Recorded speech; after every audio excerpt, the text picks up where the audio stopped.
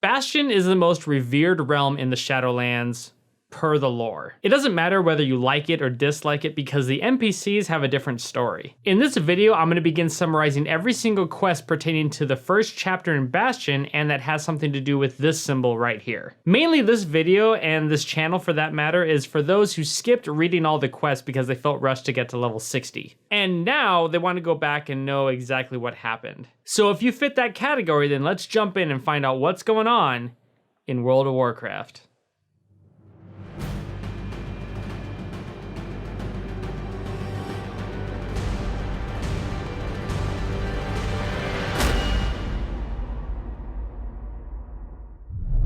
If this is your first time here, then welcome to the party. My name is Quaylen, and as mentioned before, I summarize the quest lore that so many people skipped over while playing World of Warcraft. And honestly, if you breezed over this stuff, then you're really missing out on a good portion of the game. Quest lore is important.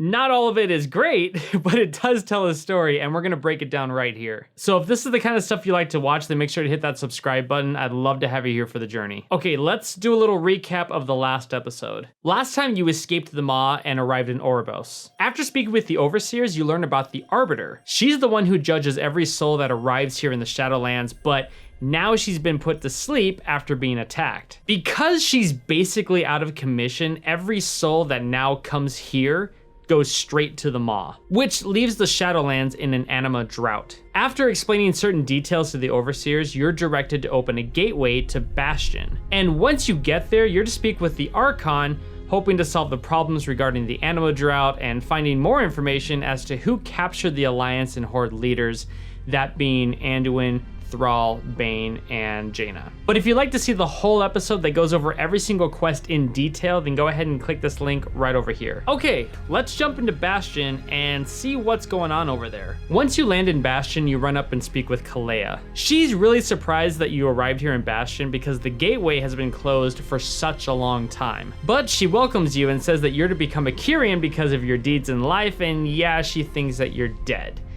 which you're not. But she says that there's a lot to learn and she wants to show you around the realm. As you follow Kalea, she starts to notice that you're not like the other souls that have passed through here before, and says that the greeter will tell you more about this place once we've awakened it. After running a pretty long distance, you arrive in front of something called a Mnemis that looks deactivated. So this Mnemis, I really think that's how you pronounce it, but correct me if I'm wrong in the comments, I'd really appreciate it. Well, these things are greeters and they tell you everything you want to know about Bastion. But the problem is lack of anima. And anima is their most precious resource. Kalea tells you that some Centurions in the local area still have a small bit of anima left that could be used to reactivate the greeter. And luckily, one of the stewards is here to help you out. So you head over to the steward and pick up the barrel, then run to the Centurions to collect the little bit of anima that they have left. After that's done, you return to the greeter. And once you deposit the collected anima into it, it wakes up and speaks to you. It first congratulates you on making it to Bastion because this realm is reserved for the most noble of souls. And only those that lived a life of service may call Bastion their home.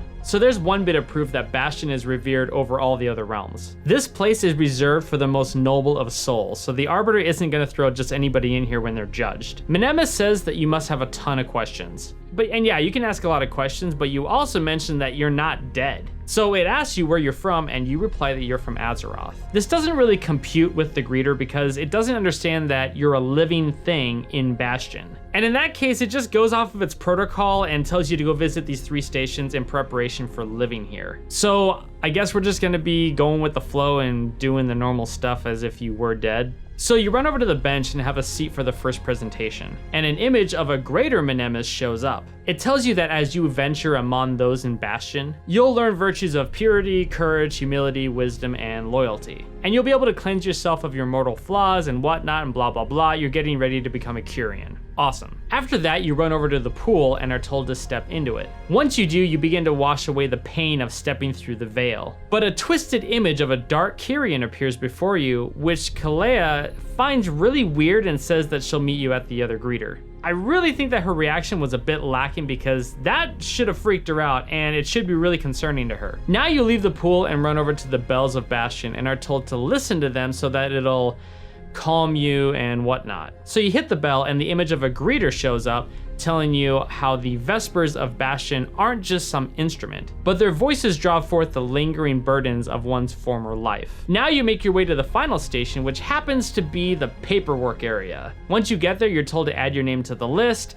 It's the Bastion census, that's pretty much what it is. No problem, you sign the scroll, and the greeter tells you that your deeds from your mortal life will be collected and stored. From here, you head back to Kalea and the greeter in the middle. Now that you've established yourself by hitting up the different prep areas, Kalea says that she's been thinking about your presence here. Basically, she's starting to realize that you're not normal, and she's really wondering why you're here. Because individuals don't just come here on a whim, it's really a place that's earned. And so far, I haven't read the quest lore for any of the other realms, so I don't know if any of those places are earned, so if they are, please leave a comment down below and let me know. So she asks you why you're here, and you tell her about what happened in the Maw and that there was some dark looking Kyrian down there. Maybe that's why you saw what you saw in the pool earlier. So Kalea isn't shocked that Kyrian are in service of the Maw, and that's when Calisthen, I can't figure out her name. This is gonna turn into another incident when I butchered all the night elf names. Let's call her Calisthen. She shows up and she's really pissed off that someone used anima on the greeter, so she shuts it down. Kalea tells her what you were talking about with the Maw and everything, and says that we must tell the Archon. But Calisthen isn't having it and says that if the Arbiter judged these Kyrian to be sent to the Maw, then so be it. Kalea then says that the Kyrian in the Maw were not judged there, but are willing servants to the Maw, and that this needs to be addressed to the Archon. The problem is that the only way to have an audience with the Archon is to follow the path of ascension. Well, Calisthen, you're already ascended, so get on over there and talk to the Archon. But no, we wouldn't have a story if it were that simple.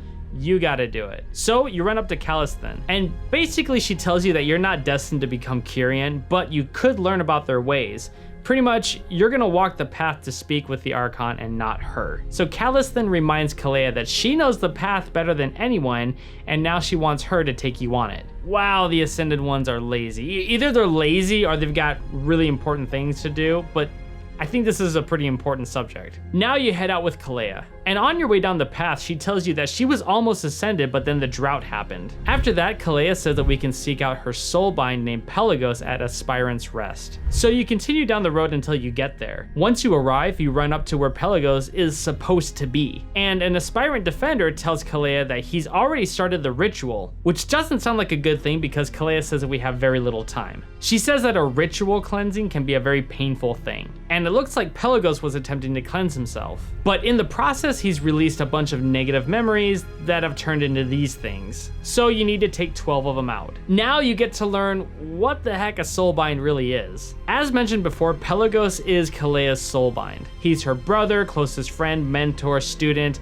Pretty much they know everything about each other. The fact that he's struggling in the ritual right now is hitting her pretty hard emotionally. And she can't really do anything about it because an aspirant must fail or succeed on their own merits or the trial is forfeit. She's bound by law to not help.